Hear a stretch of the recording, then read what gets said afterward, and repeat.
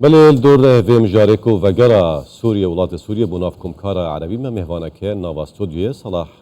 بدر الدين سياسة مدار وي روشاواي كردستانية ماموسا صلاح دس بيجتو بخير بي استوديو أمي دس بيبكين كو جيلوتكا كم كارا عربية وصباهي كل أيني الجدة بريا بجتن وبشار أسد سروكي سوريا بشدار بتن وقراندنا سوريا بو ويكو ناف كم كاري دي چه باندوري هبتن سر روشا سوريا بيشتي بله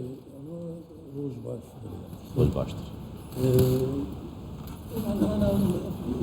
بروجيه بالنسبه لعربها يعني قرانا قناعتك مسألة سوري شهر سنة حتى الهردري بله بله وديارة تسكيريكا كا تكنيكي هي مامستو ديال ما بينار صباحيكو كم كارا عربي دي بتشفد الجدة وسروك سوريا جي هر وكو كو سروكا كوماريا سوريا كو تكسكيريا دي بشار أسد بجهتا ولات السعودية جبو بجداري كنا دفي كم كارا عربي دا كو أفا بويا كم جارة ولات سوريا بجدار بتن دي لوتكا كا بيشي ويو بتناف جواتا عربي دا بشتي دوازة سالان سالا 2010 وركو أو شهر الناف ولات سوريا دا درس بوي أفا بويا كم جارة كو سوريا بجداري في لوكتي بدم جالك دي وجرينا ميوان خلنا واسودي ما مصابو جالك دي هر بسيارة خوش تبكي باندوريا وجرا سوريا بنافكم كارا عربي ده چه باندوري هبت سراوشا سوريا بيشتي باوريا مدى يعني برينا وقتي دانوستاندن نفبرا سعودي سوري ده چه هناك شرط دان يعني سعودي تقريبا 10 خال يعني بيشكيش كرن بنافي عربا حمو انه دفي اونفا شرطه قبول بكن بل وي وقتي ونيفا قرن بشكلك تمامي يعني طبيعي يعني دولتي عربية همي نيك ديرو باورن يعني جدا هنا بري بيوندي لقل سوريا نبريبون هبوجي لديش سوريا بون هبوجي اورتبون بس انا افتشتي دانا يعني شرطي كو دانوا دفي بيك بيني طبعا مهلت دانا يعني نا شرط انه ايرو صبا يا دهروج يعني يقجوا مثلا دفي بنابر فقر بنابري سوري انا ايكل درفنا زيدي 12 مليون يعني نيفي بهتر تقريبا جملتي سوري درفيا بل هلبت اف بلايج يجبوي لبنان اردن والله تعرف العراق كردستان وجا سوريا دشتن في مرجع سركي جباجيكتن وقراندنا وان بنابران هميا اف فيجا وقراندنا بنابرا نهي سنه يعني بري هر تشتيد في باوريا وهبي انه وقتي فقرن تشتك بوانوي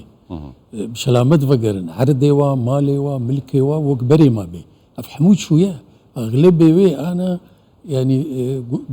غوران كاريا ديموغرافي تشيبويا لسوريا يعني ايراني مثلا للشام دورا الشام لقصير حتى دورا حلبي وهرتنا يعني مسلك مذهبي تشيبويا يعني انا قلق ملك واملاكي خلكي شويه يعني افيك هذا دوا وقتي بنابر فقرن دوي اعمار شوي يعني امكانيات لازما انا ولاتي عربا نكارن اگر امريكا ند مسلي دبي بيكناي امريكا جي يعني راشته مثلا بخورتي شرناكي نا بيجي تشينا بسوريا فقري بس بيدنقه يعني مثلا دوي كونغرس لجنة يا درفة بريار دايا لدجا وزيري درفة دهو مش فيجي هدا خوين داك امنات قالوا لنا بشتفاني ويتشان هناك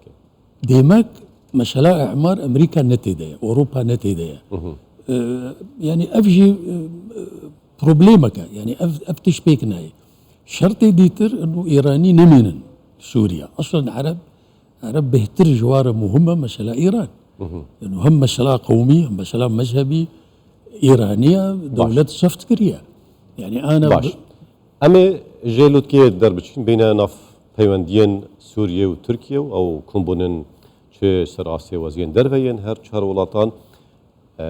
آسایکنا پیوندیان نبرد سوریه ترکیه را ده تا چه راده دشتن سردریت گل بابت پنابرا دکتن و یک جلای کی و جلای کی ترجیح و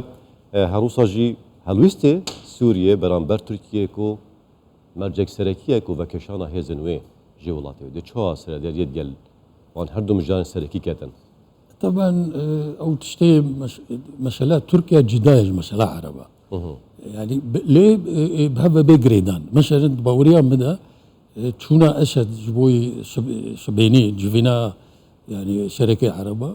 باوريا مدى ريفا كرجبو تركيا بهتر يعني بريد ناف تركيا وسوريا ده دانوستاندن هبو روسيا نافو هذا بله وحتى ايرو روسيا قوتنا جموسكو دركت دبيجن ما خارطة الطريق حاضر كريا بله ما برا تركيا وسوريا جبو بهتر بيش فهري طبعا جبوي في ري انا ابتشونا واي رياض يا اشد وانا ري بهتر فكر يعني او وقت بيجن او جامش كان يعني انه دفرد تركيا مشالك دي يعني نوك يا عربا تركيا شرطي هذا يعني إيه عربا جي شرطي واهبون بس إيه تركيا جي شرطي جدا هنا شرطي اساسي باوريا مدى مثلا او جماعتي قصد وبكك او بيدي اول برانبر دا سوريا دوی مرجی خود دی دست جی بردتن یانجی هر دی وی مرجی پیو يعني دی هر تکزیلی مرجی کدن کو و کشانا هزن ترکیه جی سوریه ببورا فهمنا كده هلوست سوریه برانبر یه ترکیه دی یه بردوام بتن جبو کو داخازا سوریه و کشانا هزن ترکیه جی سوریه او ناب هذا بهتر مسألة أمنية يعني وقت خويا كرن او الهوهاتنا اضنا الي فقرن وقت باوريا مدى يعني الي فقرن وتعديل بكن خرطر بكن مسألة وبكاكايا اما مثلا ملتي كرد لسوريا يعني بروبليمي وبنظام ريا برجيم ريا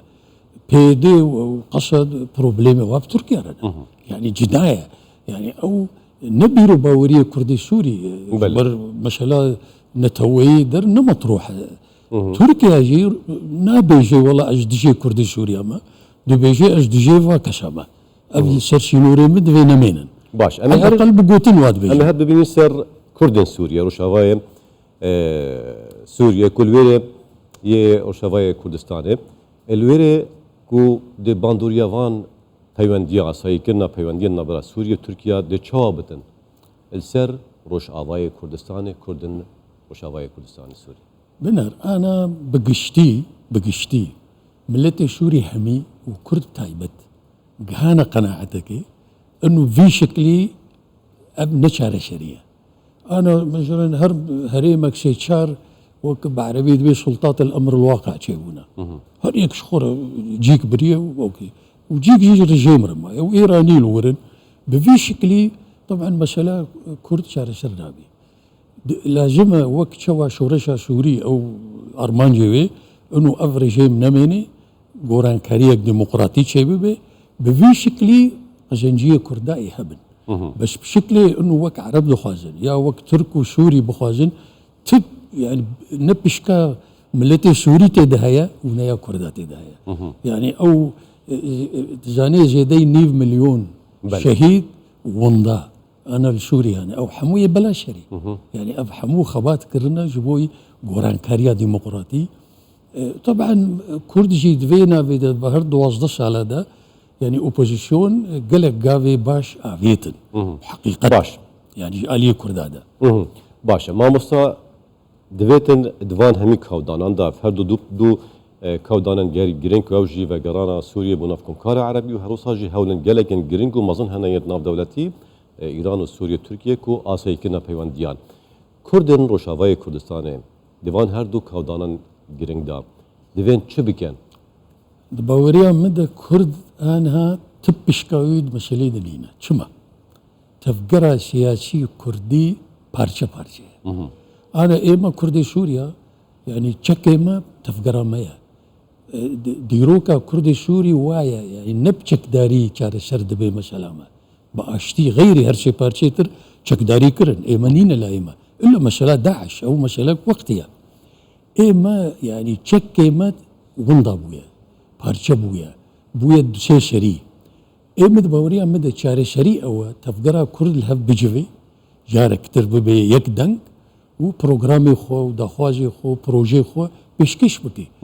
ام چی تخوازن لسوری امی وی وقتی ببن طرفك امی کاربن تأثیر بکن امی کاربن بله. دیالوگ بکن بس ایرو حالي حاضر دوی روشا هذا كرد ببحره تشتكي كردتنا باش مامۆستا صلاح بدرالدین سیاست مدار لێ ڕۆژاوای کوردستان زۆر سپاس و ئامادەبووی کوردستان 24 سپاس بۆ وەزی